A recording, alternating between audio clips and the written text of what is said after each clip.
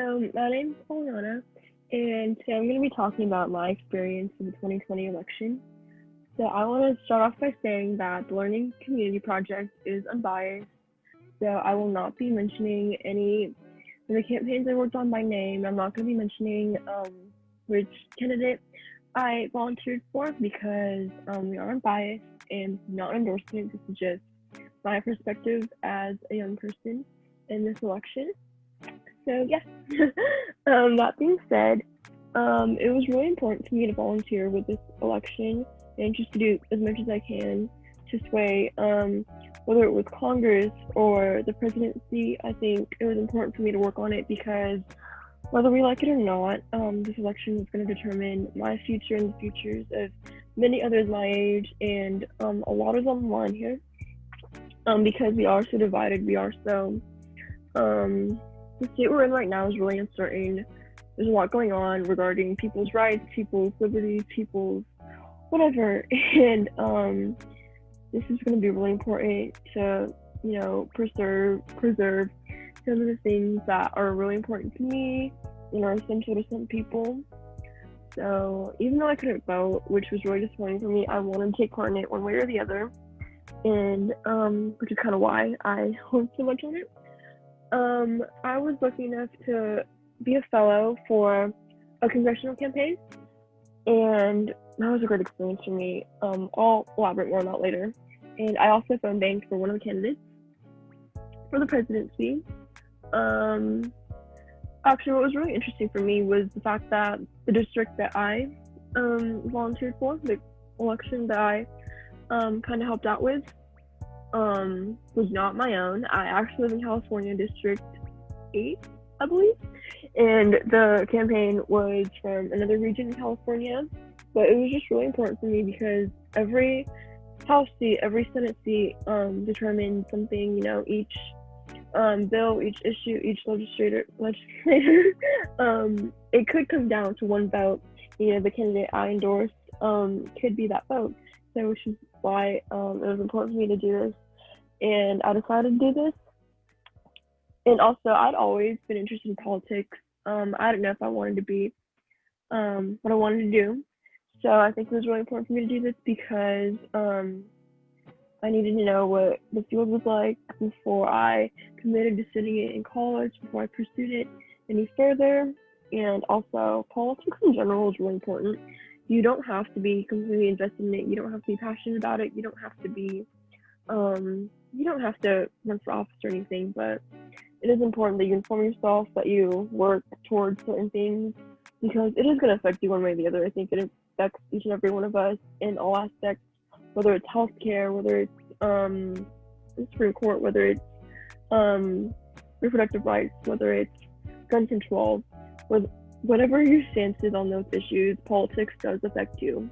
So, which is why I've grown to become such an advocate for it. A lot of the people I interact with are, especially my family, coming from the perspective I do. They don't understand a lot of the things that are affecting me, which is why the district I volunteered for has a really large elderly population. So their issues like Social Security, like taxes, go into how they voted, and I think it was really important. One of the main things we worked on during the campaign was swaying them, with explaining to them how, these things might be an inconvenience for you, but they are my rights. They're determining my livelihood, my liberties, and, yeah. So going into it, I knew very little with the district in the election because I had no idea who the candidates were. I just knew that this guy stood for that thing, and I didn't like that. But the more I worked on it, especially through text banks, I kind of learned that different people are motivated to vote by different things.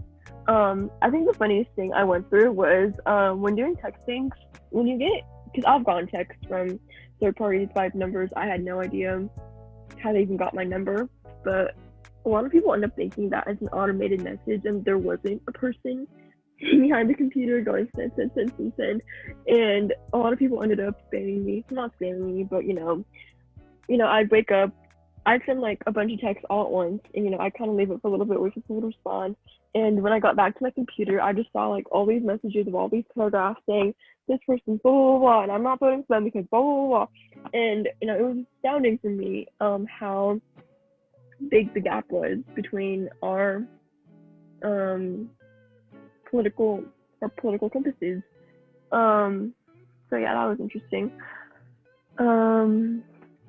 I also had to, with these past couple weeks in particular, because early voting and mail-in voting have opened, I had to work on plans with people. I had to make sure they had a plan for voting. They knew where their ballot drop-offs were, where they had a plan to get there.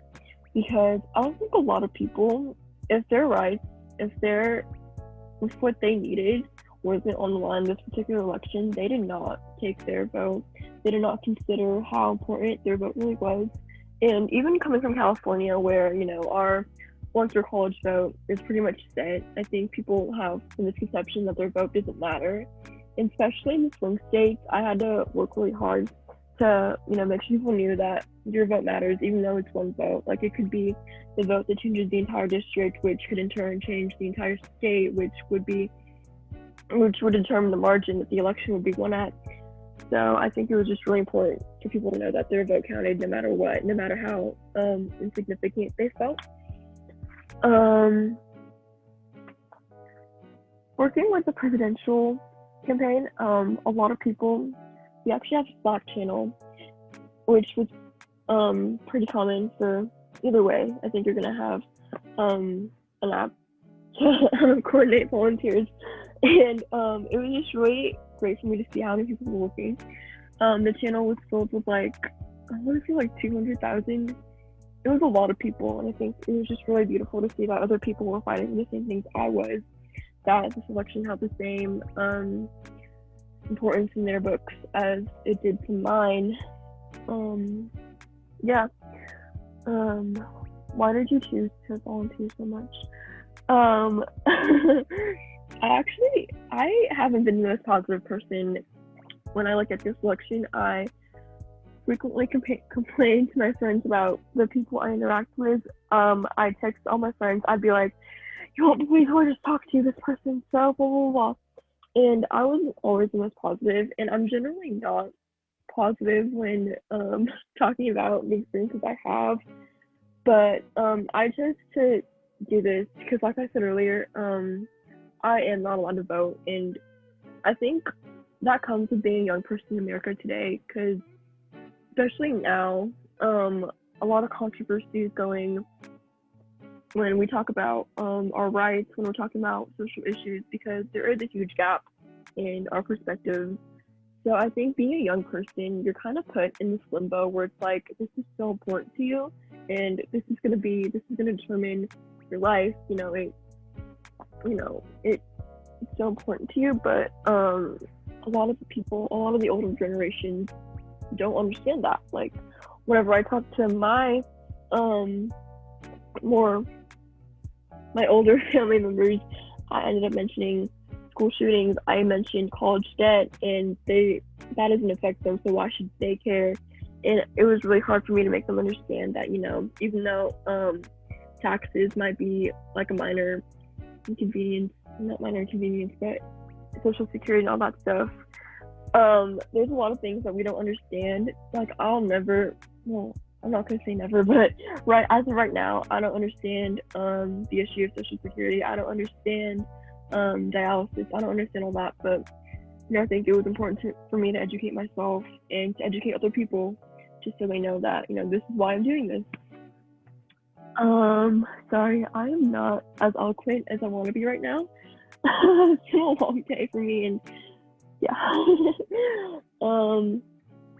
So yeah, I decided to do this because even though I might not have a direct voice in the election, it was my way of being involved. It was my way of fighting. It was my way for advocating for the causes that were so important to me and to so many other people in my life. Like I said earlier, these issues are going to affect us so much in the future, and the people that are determining these elections are the ones that aren't going to have to go through consequences. And I think a lot of people fail to understand that, this person might be good in this point in time because of this issue, but they fail to understand that, you know, their actions, their legislations, their appointments are gonna massively affect policies for decades to come, and we're gonna be the ones that have to go through that. We're gonna be the ones that have to fight against them, and they might not be there for that, but their vote is what determined it. It was what kind of put us there. So yeah,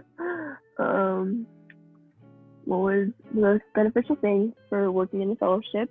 I think my favorite thing about working in the fellowship was to be able to be with people my age, my demographic, who went through the same issues that I went through, that go through the same limbo, that have the same thought processes and motivations. Majority of the people, actually all of the people in the fellowship, were either college students or high school seniors and juniors and sophomores, and they were going through the same things I go through. And it was just really inspiring for me to see their stories, how involved they are in their politics. A lot of people in the campaign end up working in student government for the college, or end up lobbying in DC with certain politicians. And I think that was really inspiring for me, because it showed me that, this is what I can do. I don't have to be helpless. I don't have to stand by. Even though I might not have a direct say, I can still participate, and that's the main thing I wanted to get across. And it was just really inspiring. It was a new experience for me to be able to relate so closely to these people, because like I said earlier, a lot of people I interact with don't share the same experience I do as a person of color, as a woman, as a young person, and a lot of people in the campaign were. And it was just really therapeutic for me to know that I'm not alone in this. I'm not the only one fighting, and it just gave me a lot of hope in general. So yeah. What was the most memorable experience while phone banking? Okay, so this is kind of a funny story. So one of the phone banks I did was actually in Texas, and if you didn't know, Texas has transitioned from a leaning red state to a toss-up, so I kind of had to work a lot to get it to lean a certain way, to ensure that, this candidate that I was working for got their electoral votes, because Texas has a lot of electoral votes, and it was going to be a big state in determining the election. I think whoever got it was pretty much well set. So a lot of the conversations I had in Texas were people disagreeing with my perspective and people not understanding where I was coming from. So I had to kind of work to get towards that, and it was really exhausting. And a lot of the people in Texas, since politicians and campaigns know how important it is, end up being approached a lot. So they end up just hanging up, and then they end up saying, "Oh, this is the wrong number," just to get you to hang up. They end up yelling at you. They end up telling you how annoying you are. So I kind of got tired after a certain point. So I decided to make things fun for myself. For the rest of my shift, I actually ended up speaking in a Texas accent, a Southern accent. And I grew up listening to country music, so I've always wanted to try doing it. So I decided to do it to make it more fun, to kind of boost my morale. So it made it really interesting for me. Actually, while I was doing that, which kind of goes into my next question, what was the most impactful conversation you had? I actually was on the phone with this lady from Texas about a couple of days after the confirmation of the Supreme Court. And she told me about how she changed her viewpoint with that confirmation, because these new issues were going to affect her in her healthcare. And we ended up talking for 45 minutes in my Texas accent. I was like, yep, I totally understand. And it was just really impactful for me to see how quick people's minds change after they understand that, their rights were on the line. It wasn't just a matter of money. It wasn't just a matter of taxation. It wasn't just, oh, I like this guy better because his personality is just blah, blah, blah. It wasn't just about that. It was about human rights. It was about these other major issues that, people in the past haven't taken seriously, because I think, especially with the pandemic, these times are unprecedented. So I think it was just really humbling for me to kind of just get that perspective. We ended up talking for 45 minutes, and after we hit like the 30-minute point, after she told me about her job and how just being more educated in this mindset, because she spent her entire life thinking this way, and recently she's had to convert. She's had to take the time to educate herself on these issues. She's kind of changed her perspective a lot.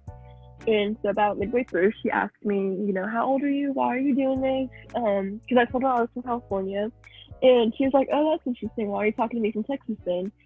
And I was like, I'm 16, so I don't really get a direct say in this. So it was important for me to do all I can to, change things. And she started telling me how beautiful it was that our generation was so passionate and so informed, is so revolutionary, if that's the correct thing to say. She started telling me how now more than ever she's had hope for our generation, seeing how seriously we take these issues that are being so that are impacting us so much. She told me, I think lately, as a not marginalized demographic, I'm not being heard as much as I'd like to be, and I'm just really glad a 16-year-old girl called me and told me that they were taking it seriously, they were fighting for me, they were doing all this, and I don't know, that was great for me. That kind of just, like I said, it was exhausting talking to all these people who so strongly disagreed with you, who were interested in speaking to you about your rights and your perspective. And I don't know, it kind of just humbled me, kind of just made me realize why I do this. As exhausting as it is, we still need to do all we can to kind of fight for what we believe in, fight for our opinions, be advocates. So yeah, last question is, what can we do as young people to advocate for what we believe in? I think the best thing I can say is to just educate yourself, try to get perspective, try to talk to people with different experiences with you, because as a person of color, as a woman of color, a lot of people in my hometown don't share the same experiences that I will, and on the other end of the line, I will never feel certain things. I will never experience racism to the extent that some people do every day. And I think especially these last couple months, I've been exposed to what other people might go through. I've always known racism was a thing. I've always known racial injustice was present, and I've always tried my best to fight against it. I've always educated myself, but I never truly understood the depth of how far it runs, especially the times we're in, the disparity between the parties. I think now politically we tend to make everything partisan. It's always liberal versus Democrat. Liberal versus conservative, Democrat versus Republican. This and that. This and that agenda. And I think we fail to realize that some things are non-negotiable. Some things are not political, and it shouldn't be political. I think just educating yourself is important to make sure we know that this isn't political. This is human rights. This is people's livelihoods. Even though we might not agree with it, it's not going to affect us. It's going to be a minor inconvenience for us, but this turning point is going to be detrimental to someone else. It's going to impact their entire life. And I think just getting out of the bubble of privilege is really important. Just educating yourself in general.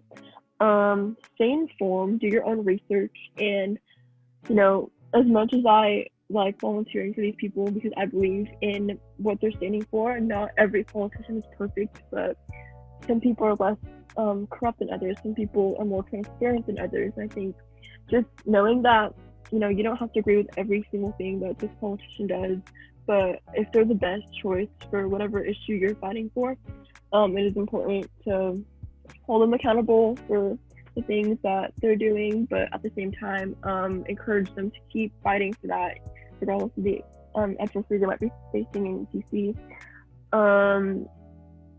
I think the second most important thing I can think of is to register to vote, pre-register to vote, especially these last couple of weeks since the election is so close. It's going on right now, which a lot of people don't understand. The election doesn't start November 3rd, it ends on November 3rd. Early voting has been going on for weeks. Mail-in ballots have been going on for weeks, and I think especially these last couple of campaigns have been geared towards making sure people have a plan to vote. And I think our generation needs to pre-register to vote It takes like 2 seconds, guys. Come on. You can do it while you're getting a license. You can do it while you can do it online for 2 seconds.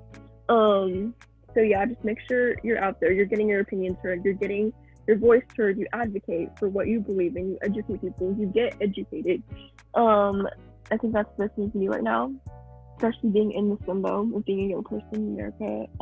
Just stay fighting. We can get through this no matter what happens on election day. We can keep fighting for whatever. It is going to be a long fight, but if we keep doing it, I think we can make a change. Like the lady from Texas said, our generation more than ever has the understanding that politics is more than policy. It's people's livelihoods. It's people's yeah.